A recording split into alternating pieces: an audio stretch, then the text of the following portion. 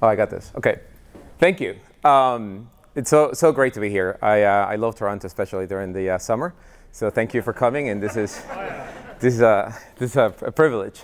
So the story I'm going to tell today is the story of how do you go from almost running out of cash and going out of business to 50 million in ARR in 4 years on the back of our strong, world-class sales development program.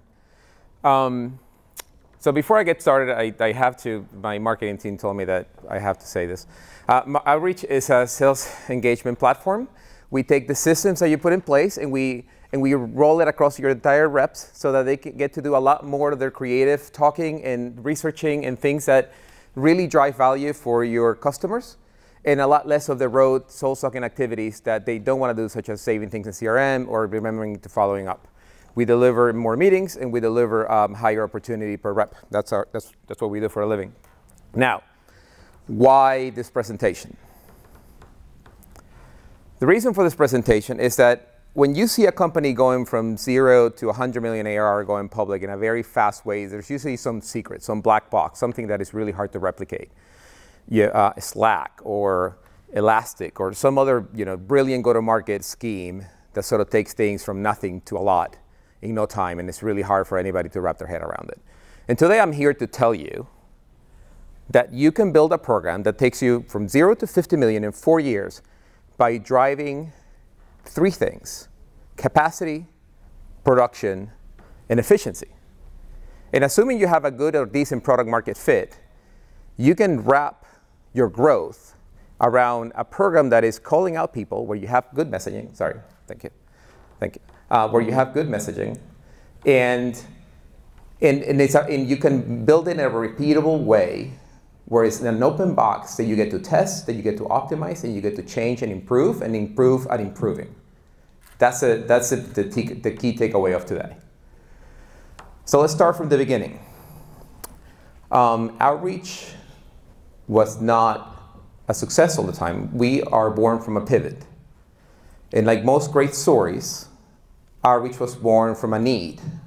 Our need was cash.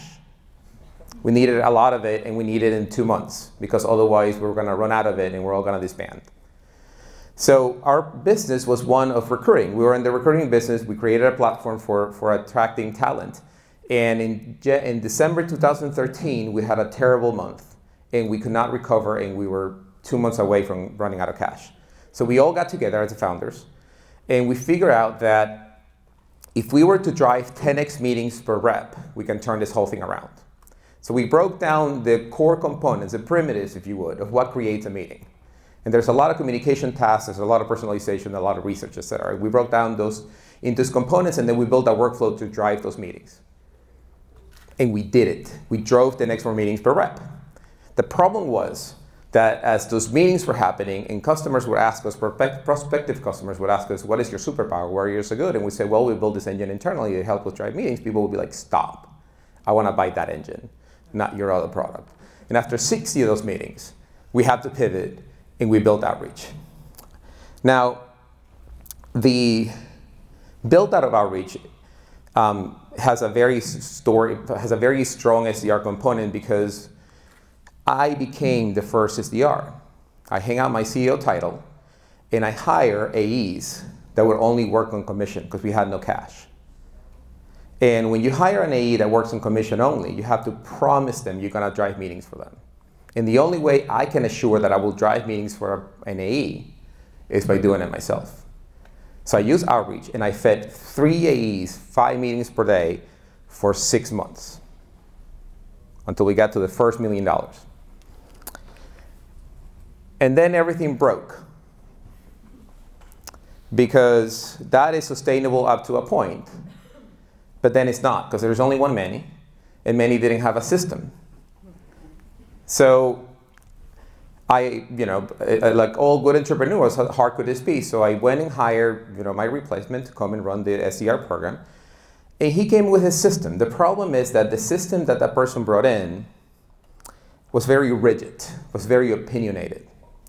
And that is one of the lessons to take away from Aliyah, is that is that when systems don't work, you have to change them. Because if you continue to double down on something that doesn't work, you sort of drive the truck off the road. And in our particular case, we had a leader that was very bent of making every single thing a manual touch. Everything was very personalized, every call was highly researched. Reps were spending a lot of time in LinkedIn. And LinkedIn, after a lot of time, starts looking like Facebook, where you're just browsing and you stop being productive. So our production went down, even though our conversion didn't go up. And we got to a quarter in which we missed the quarter, and was the first quarter we're gonna miss ever as a company. And that's when I hit the pause button, and I brought in this gentleman, Jacko. I don't know how many people here are familiar with Jacko. There you go. You spoke it. Oh, there you go. And I asked Jacko to set up a system for us. And he came with a different kind of system, one in which he leverages people, in which he looks at what we're trying to get done, how many meetings are we trying to drive, and then how do you leverage the people to be the best representation of your message to an outbound audience. And that was the key takeaway for us, is that in the very early stages of your development, you have to get good at taking a person off the street and turning him into the best spokesperson of your company. And better off if you do it in 2.5 months, because that's a really good ramp time. And that's what we did. That's what Jacko helped us do. So what did I learn on the journey from 0 to 10? A few things. Is that the best way to learn about your business is by doing it. And prospecting helps you learn the fastest, because you are the one doing the pitch cold to somebody who doesn't know anything about you. And my HBS connections get me only so far before I have to call somebody who doesn't know anything about me or who I am, etc. So get scrappy. Do it yourself before you teach somebody else how to do it. The second thing is that you have to develop this mindset in which everything is an assumption and you have to test it. And that is a cultural attribute. It's not something that you hire somebody else to do. You don't outsource it to the marketers who happen to be doing A/B testing for a very long time. You have to live it. You have to say, this may work or may not work, and I'm going to test it. I'm going to take 100 leads, 1,000 leads, run it through my process and see how it works. And if it works, lock it, load it, deploy it, and then try the new thing. And make that a recurrent theme of your growth. The third piece is that sales velocity is a loaded term. A lot of people talk about sales velocity when you're doing deals that are sort of low ACV, $10,000, $20,000. And many times I hear, well, I'm an enterprise shop. I close $100,000 deals. I don't need sales velocity. Tell you what, everybody needs sales velocity. You need some kind of velocity, because velocity requires discipline. Velocity requires that you become a steward of your pipeline. Velocity requires that you become predictive. And when you get good at being fast early on, you remain fast when you're hitting bigger numbers. And that becomes, again, another cultural attribute of what you do. And last is get intimate with in your business. So it's not only for startups that you have to do the grunt work, the SDR work, take tickets, etc. Everybody should do it. And it's the best way to learn. So if you're an SDR, go sit down with the support team and figure out what happens after you make a deal. If you're an AE, go sit down with the CSMs, go sit down with account managers, what happens in expansions. So it's really good for everybody to understand the whole concept of the business, because you become a better salesperson, you become a better employee, you become a better steward of the organization.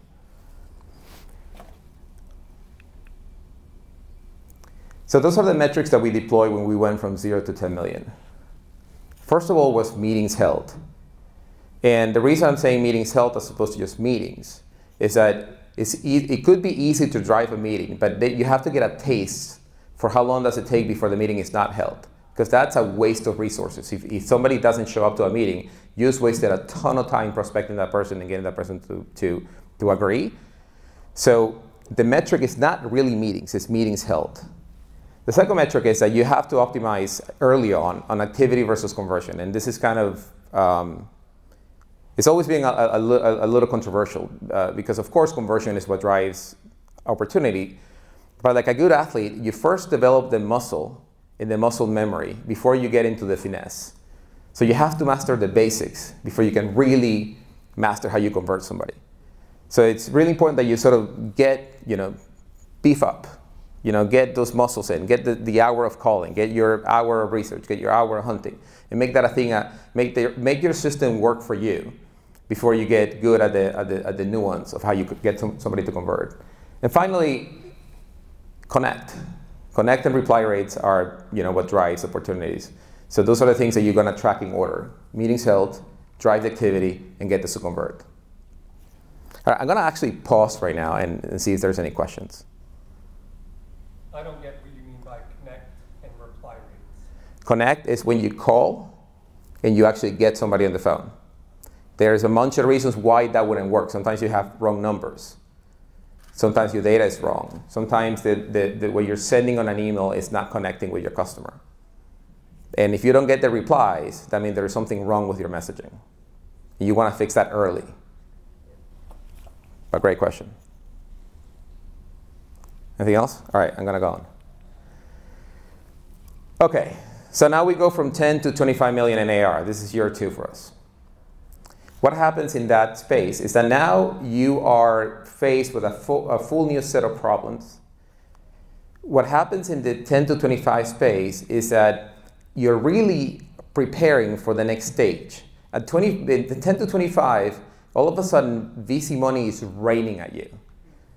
Like, you cannot take enough meetings with people who want to give you money because you clear the hurdle. $10 million of ARR is a hurdle for everybody. And the moment you clear that hurdle, there's no end to the number of growth equity firms that will want to, get a bit of your time and pitch you and get really friendly with you. So, but that party ends the moment you raise that round, if you're in a venture capital backed business. Because after that, you actually have to get efficient. So this is your sort of like your bye week, if you would, the week in which you prepare for the next round.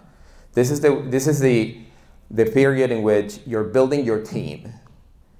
This is the period in which there's no more slips in your sales and marketing alignment. So if you're going to decide to move your SDR to marketing, now is the time to do it. You can't do it later in 15 million because that's too big. And it's massive disruption. You can't do it too early because you don't know what kind of signals you're going to get. This is the time to do it. So whatever changes you're going to make in leadership, whatever changes you're going to make in process and systems, now is the time to set it in place, let it play out, make sure it stick, and then go for your next target. What did I learn out of this experience? Is that you develop the muscle. From 0 to 10, you develop that velocity muscle of how long does deals take to close. In this stage, if when you start optimizing that muscle and when you get good at doing that, when you get good at your ramp, when you hire somebody and within 2.5 months that SDR is productive and running 10 meetings a month. When you hire an AE and within 6 months they're hitting 70% of the quota. So whatever ramp numbers you set for yourself, they need to work now. Because the next stage is going to be really hard to pull off.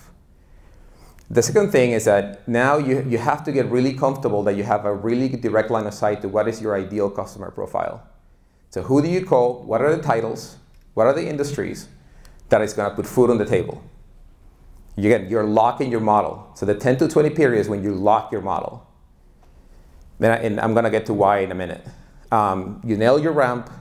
Your rep profile needs to be fairly straight.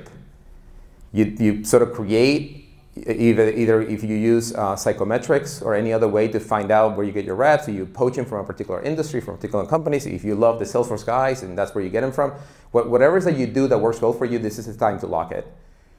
And then this is when you stop fiddling around with your go-to-market. You stop listening to VCs, you stop going enterprise, you stop moving into different markets, you stop selling outside of tech. All that needs to go away because you're locking your model again. You're getting ready for the next push. So this is a really important time in which you're feeling really good about yourself, but this is about to get hard. And these are my core metrics from 10 to 25. What are the activities that convert and lock them? And then AR is literally just the activity times the competence by which you develop that rep. So this is where your system comes in place. If you have a good system, you have clear visibility from somebody showing up the door to becoming fully competent and driving that funnel. And then the last thing is that number, sales and marketing as a percent of revenue, is a number you're going to live and die by for the rest of your life as a tech company. Because this is what the street measures you on. So it's better that you get good at it now. This is what you're logging because you're getting good at your sales and marketing as a percent of revenue. All right, I'm going to pause right now. Yes? What is your definition of conversion? Like, what is a converted lead or prospect? How do you define it? So all of them. So from initial meeting to stage 1 up, from up to close 1, and whatever you have in the middle. So if stage 1 up goes to a discovery, and then from discovery goes to something else, and then from then goes to contracting, and from then goes to close, whatever that conversions are, you have to get those locked. And again, this is the sort of the bye week, the week in which you rest and you get your house in order before the next push. Because if you try to do this after 25, it's incredibly hard to do. Yes? What is the percentage? What percentage? S&M as of revenue. Anything north of 70 is bad.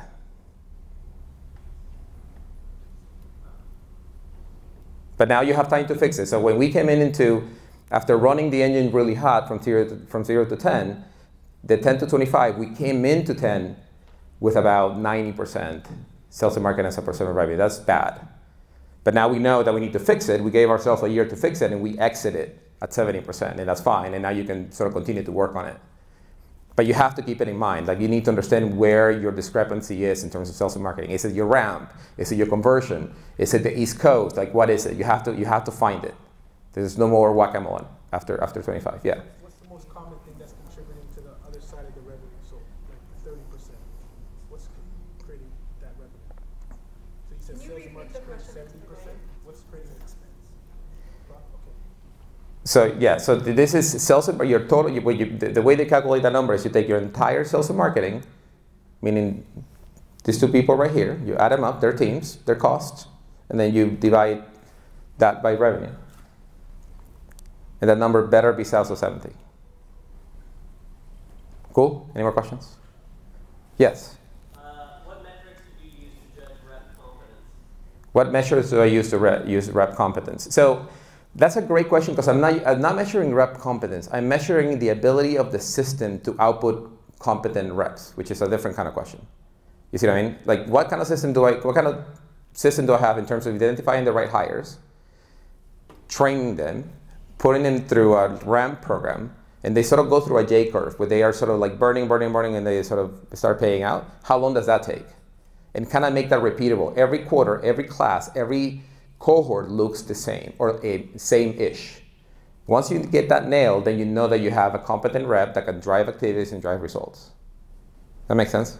Yep. So now is when it gets good because the changes that you have to make are systemic changes, meaning you cannot make many of them and you can't screw up. You're now under the microscope. You just raise your Series C or your Series D. People are judging you in a completely different light because you're now, public candidate.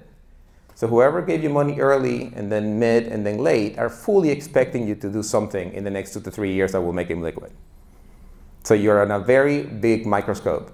And you have to do things very gently. Because now you're going from managing by intervention and doing a bunch of stuff to see what works to managing systems. When you only can do is just nudge things one way or the other.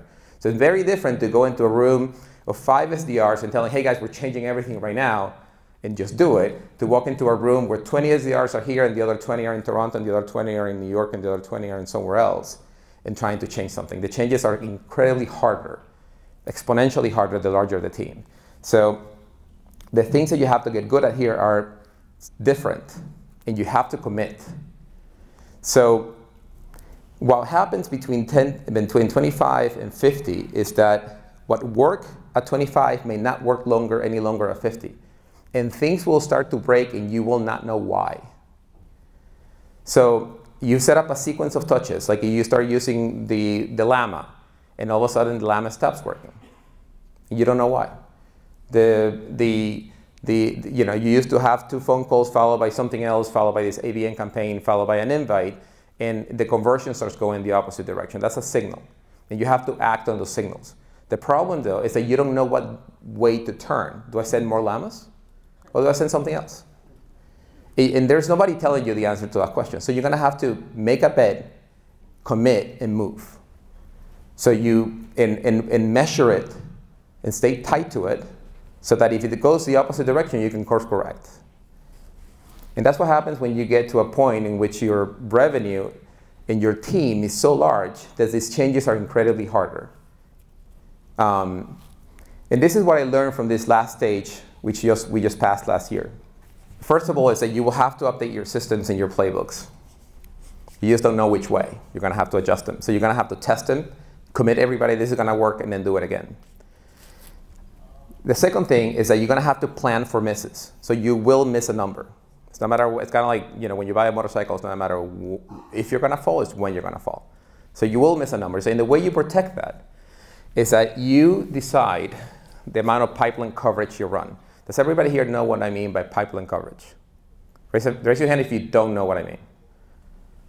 Okay, so every rep has a number committed by the end of the quarter, let's say 10.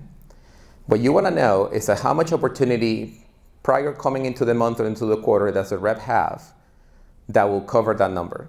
So how many meetings are they setting? How many conversations are they in? If you add that revenue all together, multiply by the probability of closing, how much bigger is that number from the number that you're trying to hit? A good ratio is 3 to 4. If you run pilot coverage anywhere between 3 and 4, that is 90% secure if you have a good rep. A bad ratio is 1.5 or anything south of 2. Unless you are the market dominant and nobody can buy, and you're the only play in town, then that's not a good number. So when you plan for misses, then you are accelerating your SDR activities to make sure that the rep is always covered 4 to 5 times going into the quarter so that you don't miss. Again, you are now in territory in which people are fully expecting you to be a public company, and you don't miss as a public company. So you have to get good at running a good pipeline coverage across your organization. And this is when you start hiring your seasoned leadership. Now, at this point, if you waited until now to hire him, you're already kind of screwed. You did that in the last tranche, in the 10 to 25 period, is when you hire your leadership, you season them, they're good at what they do, they manage a couple of changes, and they are solid, and they have your back. Because you're now an organization that is large enough that you can't lead or make changes by intervention. You have to do it via people. So you're going to empower your leads to make changes themselves, and they're going to have to do it for you. And the last piece is that it's okay to turn customers away if there's going to become a distraction. Again, you're past the line of distractions. You're past playing around with, you know, product market fit. Now you're locked and loaded and delivering. At Outreach, we developed a term early on called SWADAM. Shit we don't do anymore. And we would always walk around, you know, and whenever we saw something that wasn't quite right, you know, we will point at it and be like, no, that's SWADAM. That was something we did last year. We don't do that anymore. So develop whatever terminology internally of, like, you know, what are the things that you are that you're going to shed? What is the skin with the habits you're not going to do anymore, and bake them into your new system to ensure that that scales.